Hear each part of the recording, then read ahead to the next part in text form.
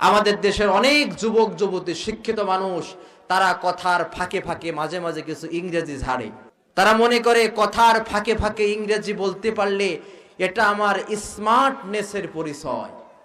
আমি যে শিক্ষিত নাগরিক, বিশ্ববিদ্যালয় থেকে পড়ালেখা করেছি, কলেজে অনার্স মাস্টার্স করেছি, আমি যে একটা স্মার্টনেসের পরিচয় কথার ফাঁকে ফাঁকে একটু ইংরেজি বলা।